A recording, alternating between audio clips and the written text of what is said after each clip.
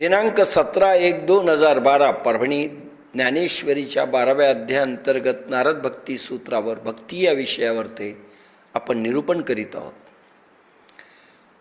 मागे आपण नारद भक्ती सूत्राचं एका पॉईंटवर जे बोलतोय ते म्हणजे प्रेम अमृत आहे. त्याच्यावर आपण सारखं बोलतोय. प्रेमामृत किंवा प्रेम अमृताची धार आहे, प्रेम अमृत आहे. आणि प्रेम मृत्यूपेक्षाही मोठे आहे. प्रेम मृत्यूला जाणत नाही म्हणून एक सुफी संतांची एक गोष्ट आपण थोड्याफार प्रमाणात पाहिली, जिष्ट पाहिलं की 3 जणांचं त्या युवतीवर ते प्रेम होतं. कोणाचं खरं काही समजत नव्हतं. आणि शेवटी एक संन्याशी बनला, एक कबरीवर थांबला आणि एक आई वडिलांची सेवा करण्यात थांबला. तिघांचं तिनं जे डायग्नोसिस केलं तर प्रेमाला फार महत्त्वाचं आहे. आपल्याला आपण कशालाही प्रेम म्हणतो त्याबद्दल हे उदाहरण सर्वांना लागू पडण्यासारखं आहे. युवतीपुढे प्रश्न होता. ती जिवंत झाल्यानंतर त्यांनी जादूच्या कांडीच्या साह्यानं तिला जिवंत केलं एकाने, आणि तो म्हणू लागला मी जिवंत केलं म्हणून ती माझी झाली पाहिजे. बाप आणि बापाची आणि आईची सेवा केली एका पोराने युवकाने, तर त्याला वाटलं आपली ही झाली पाहिजे आणि हा कबरीवर बसला. एक दुसऱ्यावर टीकाही सुरू झाली. तिनं मायन्यूटली अभ्यास केला आणि तिनं असं म्हणलं की ज्याने आई आणि वडिलांची सेवा केली, बापाजवळ सेवा करणारा त्याचे प्रेम, दया, करुणा, सहानुभूतीचे होते. प्रेम होतं, पण ज्या प्रेमातून दया, अरे आई वडील आहेत तिचे, त्यांची सेवा करायला कोणी नाही, दया म्हणून गेला, करुणा म्हणून गेला, त्यांचं दुःख निरसन व्हावं.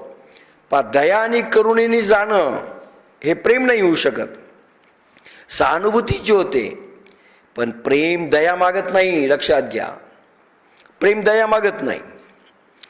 प्रेमीवर दया केली तर तो दुःखी होतो. प्रेमास्पद व्यक्तीवर ते, आता तुम्ही बायकोवर प्रेम आहे आणि तुम्ही मी तुझ्यावर दया करतो, एक साडी घेऊन देतो, ती काय म्हणेल? मी दया करायलो तुला, आज डबा दिला मी आणून लॉजमधून, आणि चल हॉटेलमध्ये, किती मी दयावान आहे. काय वाटेल तिला? किती तुम्ही द्या आणि मी दया करायलो म्हणा, किंवा मी दान करायलो म्हणा, घे तुला दान करतो. नाही चालत. दया खालच्या लोकांवर केली जाते, बरोबरीवाल्यांशी नाही. नोकरावर दया करतो म्हणजे, आणि प्रियसीला तुम्ही खालचं जर समजलं तर चालेल. तुला मोलकरीण म्हणून मी घरी आणलंय आणि दयावान म्हणून मी तुला एक हिस्सा द्यायलो, काय म्हणेल ती? नाही चालणार. बरोबरीवाल्यांशी दया होत नाही, आपल्यापेक्षा खालच्या लोकांशी होते. प्रेमाचे फूल दयेवर उगवत नाही. पत्नी प्रेम मागते, दया नाही, भीक नाही. प्रेम वेगळं आहे, दया वेगळी आहे, करुणा वेगळी आहे. तुम्ही दाता आणि ती याच्या खाभाव नसला पाहिजे असा तिने विचार केला, आणि आपल्याला तोच करायचा आहे. तुम्ही देणारे आहात, दाता, आणि किती श्रीमंत माणूस तुमच्यावरती उपकार केला, एक प्रकारे त्याच्या त्याच्याविषयीचा एक राग असतो की आपल्याला नेहमी दयाद्वारे त्यांनी दाखवलं. कधीतरी अशी वेळ यावी की तोही अडकावा आणि आपण त्याच्यावर ते करावे, हा भाव असतो. लक्षात घ्या, ते अहंकार आहे. दुःख मिटवण्याकरिता दया दाखविली जाते. प्रेमामध्ये देणे आहे, दया म्हणजे घेणे, पण ते आनंदासाठी आहे. द्यायचं पण आनंदासाठी. त्या मुलामध्ये कर्तव्य भावना होती, ती तृप्ती देऊ शकत नाही कर्तव्याने. आता मुलगा बापावर ते प्रेम करतो, आईवर प्रेम करतो. औषध घेतलं का, हे घेतलं का, आपल्याला वाटतं काय प्रेम आहे. प्रेम नाही आहे, कर्तव्य भावना आहे. प्रेम लहान मुलावर असतं आणि वेळ आली लहान मुलगा जेवायला मागू लागला आणि बापही मागू लागला, कोणाला आधी द्याल? सगळं सिंचन प्रेमाचं लहानावर असतं. लहान लहान जे झाड आहेत खोडावर नसतं. मी आमच्या एका देशपांडे वकिलाला म्हणलं होतं, ते म्हणले काय करावं, पोरं विचारित नाहीत, सुना विचारत नाहीत. मी म्हणलं वाळल्या खोड्याला कोण पाणी घालतं? लहान लहान जे झुडपं आहेत ना त्यांना पाणी घातल्या जातं अगोदर. पास म्हणले, आता डोक्यातून विषय निघून गेला. तुमचा उपयोग काय? फूल तर येणारच नाही, मग कशाला पाणी घालायचं? कर्तव्य भावना होती ती तृप्ती देऊ शकत नाही. दुसरा प्रेमी या पित्या समान आहे. कोण? ज्यानं संन्याशानं जिवंत केलं. जिवंत केलं म्हणजे तिला जन्म दिला ना, तो झाला पित्या समान. ते दोन्ही त्याज्य आहेत. फक्त कबरीवर बसणारा खरा प्रेमी आहे, कारण त्याला जीवन व्यर्थ वाटले, त्याने सर्व सुखांचा त्याग केला. प्रेम उडणारा पक्षी आहे, दया मेलेला पक्षी आहे. लक्षात घ्या, दया मेलेला पक्षी आहे, प्रेम उडणारा पक्षी आहे. निष्प्राण आहे. दया परमात्मा पर्यंत पोहोचू शकत नाही, ती नैतिक आहे. प्रेम धर्म आहे. नाही ते एक नीतिमान व्हा, आई वडिलांची सेवा करा. सेवा करणं हे प्रेम नाही आहे, कर्तव्य आहे, नीतिमानता आहे. नीती मूल्य आहेत म्हणून तुम्ही करता. ख्रिश्चन धर्म दयेवर अवलंबून आहे, दया आणि सेवा. लक्षात घ्या, जैन धर्म त्याच लाईनवर आहे, बौद्ध त्याच लाईनवर आहे. दया आणि सेवा, दान आणि सेवा हे दोनच मूळ दाखवलेत. ओशोनी छान म्हटलं होतं एका ठिकाणी, ज्या दिवशी करपात्रीजी महाराज नावाचे फार मोठे संत होऊन गेले, त्यांनी एक पुस्तक लिहिलं समाजवादावर, रामराज्य आणि समाजवाद असं एक पुस्तक लिहिलं करपात्रीजी महाराज. हे जयदयालजी गोविंद किंवा हनुमान प्रसादजी पोद्दार यांच्या काळातले करपात्रीजी महाराज, मोठं व्यक्तिमत्व होतं. तर रामराज्य आणि समाजवाद त्यांनी लिहिलं. समाजवाद आला की रामराज्य येतं. ओशोनी खोडून काढलं. ते म्हणले बिलकुल नाही, समाजवाद आला तर पहिले ख्रिश्चन धर्म संपेल. सगळे समान झाले तर भिक्कारीच नाही भेटल्यावर कोणाला देणार हो तुम्ही? सगळे श्रीमंत झाले, कोण कोणाला मागेल? प्रत्येक जण म्हणले मी द्यायला तयार आहे, का भीक देतो काय आम्हाला? आणि सेवा कोणाची करतात ही माणसं? जे का रंजले गांजले त्यासी म्हणे जो अपुले. जे आरोग्यानं म्हणजे रोगी आहेत त्याची सेवा, जे दरिद्री आहेत, जे गरीब आहेत, जे भिकारी आहेत त्यांची सेवा आणि त्यांच्यावर दया दाखवणं, दान करणं. तो म्हणे ज्या दिवशी समाजवाद येईल विश्वामध्ये त्या दिवशी ख्रिश्चन धर्म संपला. त्यांनी नाही म्हटलं, पण जैन धर्म त्याच लाईनवर आहे. कोणावर दया करता? ईश्वरावर होऊ शकत नाही. माणसं कमजोर आहेत त्यांच्यावर तुम्ही दया करू शकता, पण तो प्रेम होऊ शकत नाही, त्याच्याने ईश्वर नाही. त्याला काय होईल? स्वर्ग मिळेल. स्वर्ग मिळेल, मोक्ष नाही. दयेच्या भिक्कावर नाही होणार.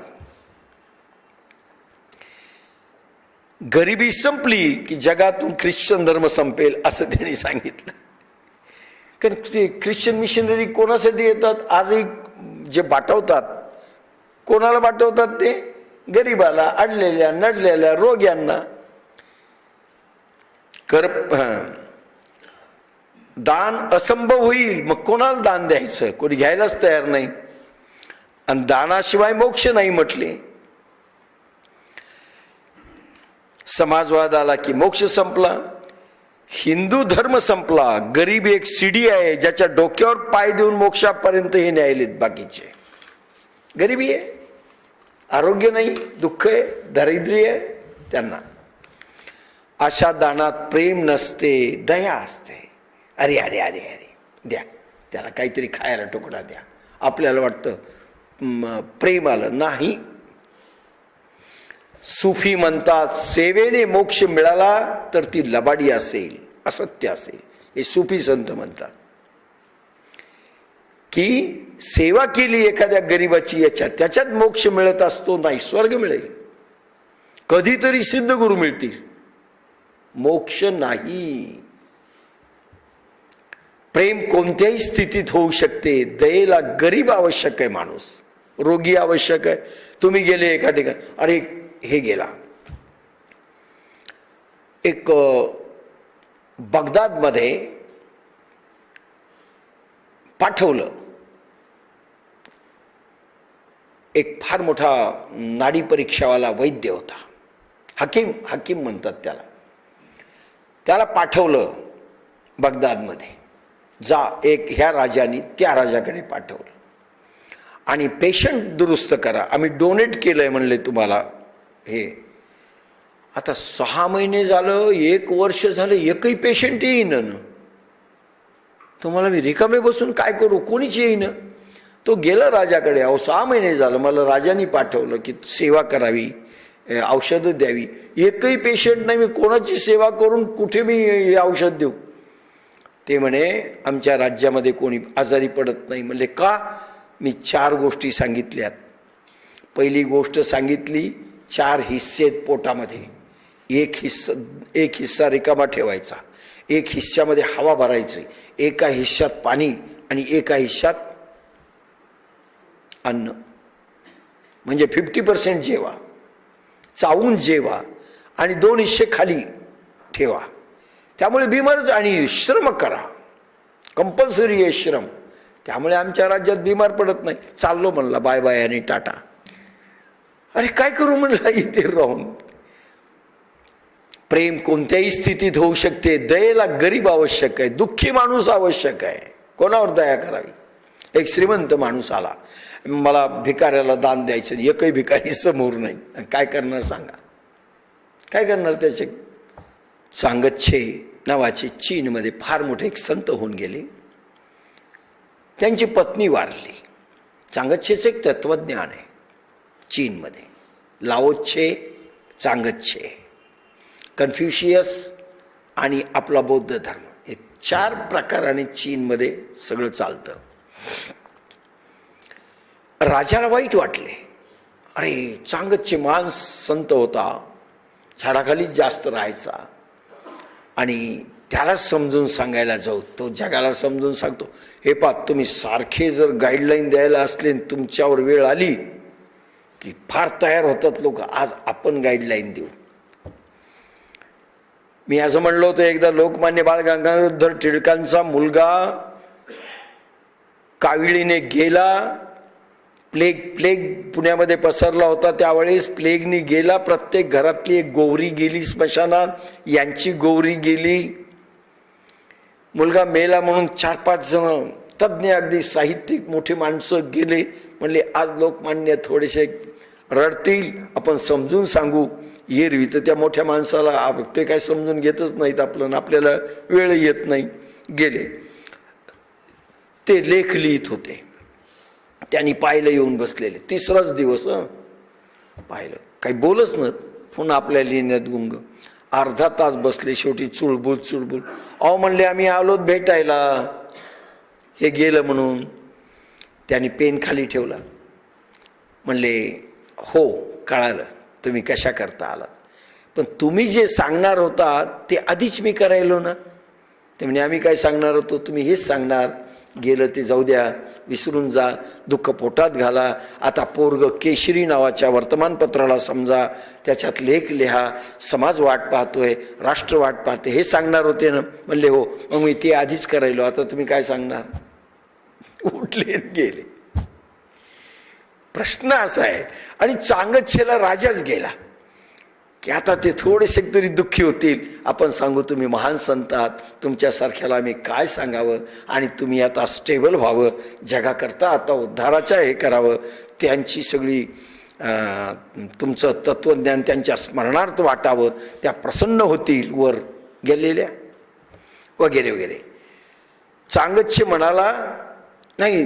त्यावेळेस तो टिमकी वाजवत बसला होता, खंजिरी ज्याला म्हणतात ना, टमटम टमटम नाचू लागले. हे म्हणजे वा वा वा.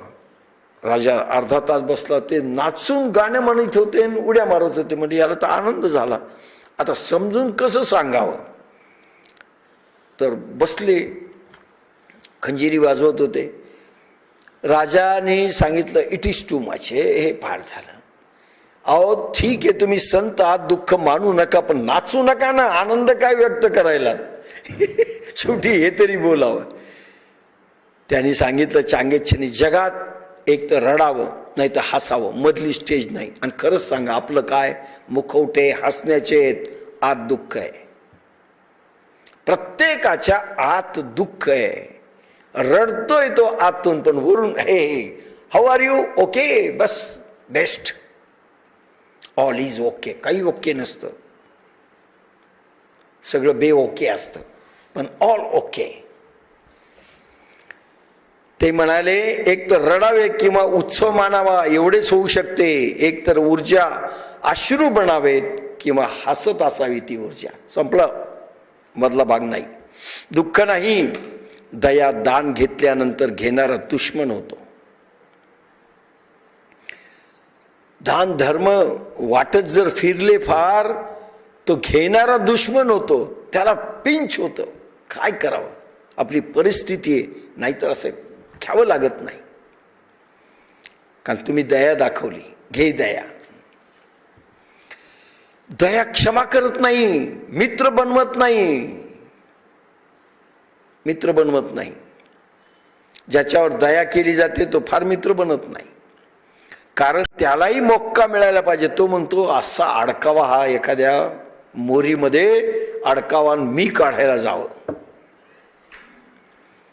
तुमच्यावर दया करणाऱ्यांचा प्रेम क्रोध करेल, पण दया करणार नाही. त्याला राग येईल, नेहमी याच्याकडे जावं लागायचं. आणि तो म्हणतोय, जरा फटकळ बोलतोय, देत नाही म्हणतो, पुन्हा पुन्हा जावं लागतं. काय करावं, राग येतो त्याला, प्रेम येत नाही. दया राख आहे, प्रेम जळाल्यानंतरची. प्रेम जळालं, राख राहते, त्याला दया म्हणतात. तुमचा धर्म निराशा संसारामध्ये मिळाली असून निर्माण झाला तर ती लबाडी आहे. निराशामधून धर्म जर निर्माण झाला ती लबाडी आहे. असत्यात त्यात आहे, त्यामधून सत्य जन्मत नाही. संन्याशाविषयी म्हटलंय, निराशातून बायको मिळत नाही म्हणून बनंग झाला, संन्याशी झाला. खरा संन्यास आहे का? संसाराचा अनुभव घेतल्यानंतर दुःख समजले म्हणून संन्याशी झाले. बुद्ध संसार केला, बायको केली, पोरग झालं. महावीर संसार केला, संसाराचे चटके दुःख भोगून मग संन्याशी झाले. समजून उमजून झाले, संसारामध्ये प्रेम नाही. आणि ही निराशेतून झाले. खरे संन्यास आहे का यांचा? म्हणून त्यांनी दोघांनी मागे वळून पाहिलं नाही. हा तर जिवंत करायला लगेच पळाला संन्यासाचा ड्रेस टाकून कबरीवर. म्हणजे खरा संन्यासी होता का? आणि खरा देव पाहिजे होता का? संसाराच्या अनुभवातून संन्यासी झाला तर गोष्ट वेगळी. संन्यास संसाराच्या सुखातून निर्माण झाला तर महासुखाकडे वाटचाल होईल. संसाराचं एक तर सुख घेऊन किंवा दुःख घेऊन तो परमेश्वर पाहायचा म्हणून जर तो निघाला, आसक्ती रहित झाला, तो महासुखाकडे वाटचाल करील. परमात्मा त्याला गवसेल. पण संसाराच्या दुःखामुळे परमात्म्याच्या शोधात निघाला तर तो भेटणारच नाही. खट्टे है अंगूर, ती कोल, ज्याला हिंदीमध्ये लोंबडी म्हणतात. मोठं अंगुराचं एक हे होता मांडव, आणि त्याच्यावर उड्या मारायला ते पाहिलं ना. लोंबडी, त्याला काय म्हणतात, लांडगा. तर कोल्ह्यानी पाहिलं. कोल सगळ्यात मोठं हुशार आहे, लांबून पाहत होतं, त्याच्या काही तोंडात येत नाही. वा वा वा, काय म्हणले त्याला, लोंबडी काय, लांडग. हे लांडगेश्वर, तुमच्या हातात काही येत नाही तोंडात, हॅट म्हणला. अरे सहज घेतो. नाही, उडी पाहिली मी, जोरात मारली नाही, मुद्दाम वास घेतला. शे म्हणला खट्टे हे अंगूर किती नाही खट्टे हे अंगूर कोण खातो चालले